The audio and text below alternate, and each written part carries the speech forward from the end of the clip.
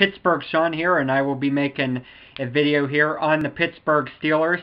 I promised in my last video that I would be making weekly videos on the Pittsburgh Steelers, reacting to their performance from the past week of action, either on the Tuesday after the Monday night game, or in most cases the Monday after the Sunday game or Sunday night game.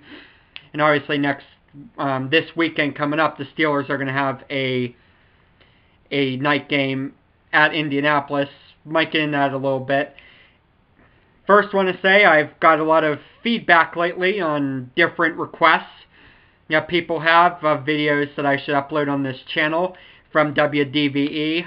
I'm going to have to check to see if I got those different clips. I have a lot of clips I don't have. I've said this in other videos, but I would like to try to fulfill all requests, or as many requests as I can get. I really appreciate the kind words from you people, especially the Pittsburghers, who make up probably most subscribers and friends to this YouTube channel. It has made Pittsburgh Sean a massive, huge success, and I deeply, deeply appreciate that.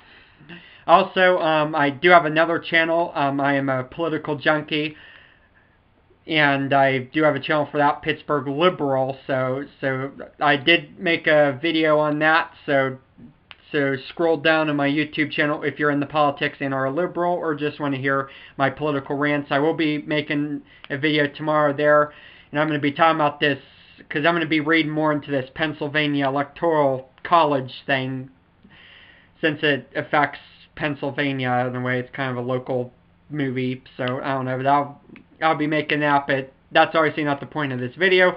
The point of this video is the Pittsburgh Steelers playing the Seattle Seahawks at home. Now, I did make a video for the Baltimore Ravens game. I was going to give my feedback on that, but my video turned into this video where I just started screaming, and literally screaming too. I mean, I literally was screaming, so I was like, yeah, I probably shouldn't upload it after week one, after just a knee-jerk reaction of week one.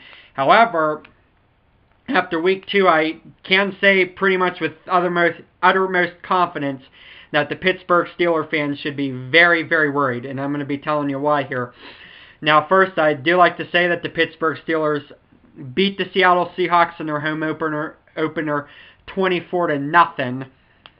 Obviously, Seattle couldn't do much of anything. I mean, it was rather embarrassing if you're a Seattle Seahawks fan, and I think it is more to do with Seattle sucking than the Pittsburgh Steelers doing well. Okay, that's just how I feel. I know I'm going to upset and offend a lot of people here, but I really do not think the Pittsburgh Steelers had a good game. I actually think the Pittsburgh Steelers could have did a lot better than they did. I think it's actually pretty pitiful that a team as bad as Seattle, that Pittsburgh can only score 24 points on them. I mean, I really believe that the Pittsburgh Steelers should have blew them out big time. Now, after being humiliated the way I was week one, I was hoping for a 56-0 shutout. I mean, just to really install fear and back into the NFL and the national sports media about the Pittsburgh Steelers, but they couldn't even come close. In fact, they didn't even get half of what I wanted. However, I mean, I wasn't expecting a 56-0 perfection shutout here, but I was expecting a good game against a bad team in order to at least make the argument that the Pittsburgh Steelers are to be feared and are a good team. However, after week one, I just can't make that argument. I really cannot make that argument that the Steelers are a good team. Okay, and like I said, I'm going to offend a lot of people, but I just don't believe that they're a good team. I think there are a lot of problems. I think there are a lot of reasons to be concerned. And the only reason there was a shutout, and the only reason the Seahawks only gained 170 yards of total offense, is because they just downright stink. Actually, as a matter of because on the defensive side of the ball, the Steelers weren't great. Trey Polamalu dropped an interception, which could have led to a touchdown. The Steelers missed multiple tackles. Now, sure, they didn't. The Seahawks still didn't gain much on the ground, but they missed multiple tackles. I mean, I counted like several missed tackles on the defensive side of the ball against the offense. They just could not tackle people after the first line of contact. There is a play that the Steelers had busted up for a loss of 6 yards, and the running back ended up gaining 2 yards because of 2-3 missed tackles. I think that is a huge problem for the Pittsburgh Steelers, and I think the fans should be very, very concerned, especially when you compare this to Week 1, when Week 1 they missed multiple tackles, they got dominated on both sides of the ball. I really think that this is the true Steelers. I think Week 1 was the true Steelers, and I think the only reason they won Week 2 and were able to shut out the Seahawks is because the Seahawks are that bad. Now, as a little bit of a... I do want to admit here that I did think the Seattle Seahawks were going to win this game. I thought the Steelers would be demoralized, and I thought the Seahawks were going to come in here and just totally take it to them and totally stun the Pittsburgh Steelers and just really have everyone here in the Steel City bewildered as to what's going on with this team. However, they are just... The reason the Steelers won today and why I was wrong is because the Steelers are worse than I expected. I really do believe that the Seahawks... I'm sorry, but the Seahawks are just worse than expected. Okay, I really believe that. I think the reason the Steelers won is because Seattle's really worse. It's just really worse than even I thought they'd be. Okay, I mean, they stayed competitive with San Francisco. They had I'm not sure if they had the lead at a point, but they actually did score 19 points. And the only reason they lost is because of 2 special team touchdowns that they gave up to San Francisco.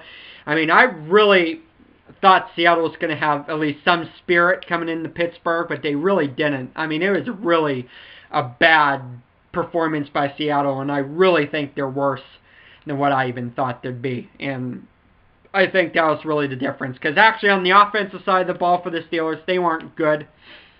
They continued to stink. I mean, all those drives that they had, I mean, they had nice sustained drives going down the field, but then they halt to a complete stop, and then nothing happens. There were several opportunities the Steelers could have had 6 points, but they didn't get anything. I mean, and that's really, really bad. And also, the fact of the matter is,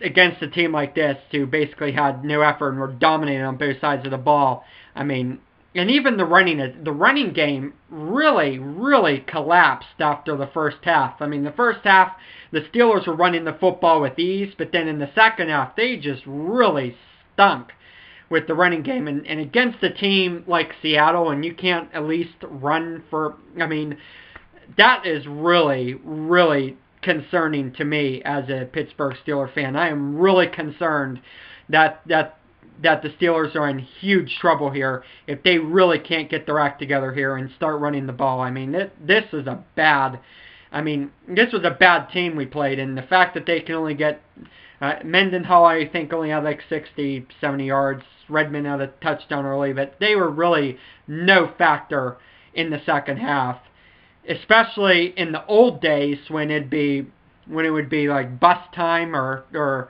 just time to run the football and you just take it at them. I remember the old Steeler teams, like the Steeler team that won Super Bowl 40, and even those other teams.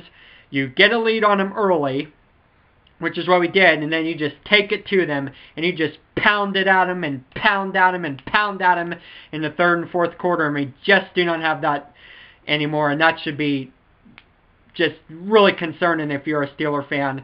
But like I said, the main concern I have is the missed opportunities we had against a bad football team. Okay, and I wrote a Facebook note on this, and I'm going to go through these. I had a few plays here. That really made the difference, okay? Now, the Steelers, like I said, could have won by a lot more, okay? They could have and should have scored more points. And I wrote in this note, quote, for example, on the first drive of the game, the Steelers drove all the way down to the 1-yard line, but then they turned the ball over on downs because Mendenhall could not break the goal line.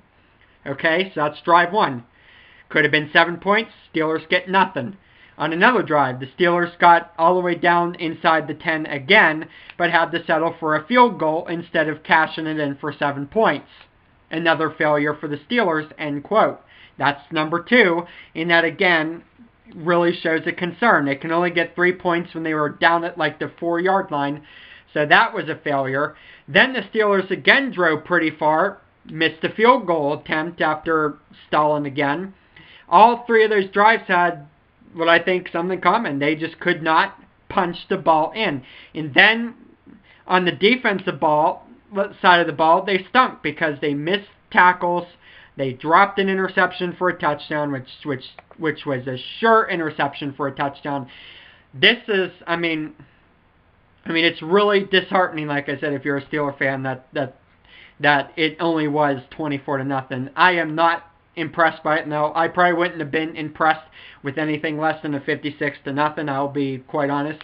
But I mean, I was really disappointed actually in this performance. I really thought something was wrong. I didn't feel any energy in this game at all. I mean, I really thought the Steelers lacked intensity all through the game. I thought on both sides of the ball, even though they dominated, there just was nothing. It's like they were sleeping. It's like there was no energy. I didn't feel any pumped up emotion at all. It was, I mean, yeah, the scoreboard says Pittsburgh won 24-0, but it really was not that good of a game for the Steelers. I hate to say it. I'm going to get a lot of dislikes for this on this video, but I was not impressed. I thought it could have been a lot better and against a team like this, and I really think this shows how weak and vulnerable the Steelers are. Dropping interceptions, not causing any turnovers on the defensive side of the ball, not showing any physicality, missing tackles. It's a concern. And then on the offensive side of the ball, driving down to the 1-yard line and not being able to punch it in, having completely and totally a lack of a running game in the second half. It's bad, and it's just getting back into that trend here. And next week we are at Indianapolis. It's going to be a tougher game than what many people are saying. I think the Steelers could be in big trouble.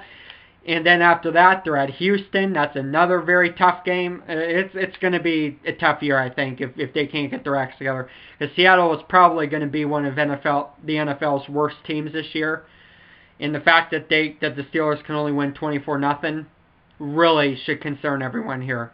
And that's pretty much what I'm saying. It goes back to the idiots in charge, Art Rooney II and Kevin Colbert, because they didn't address their needs in the off season, and it also goes back to the Pittsburgh media because they haven't kept the owner's feet to the fire. Instead, they kiss their ass instead of advocating for the fans who pay to see the product.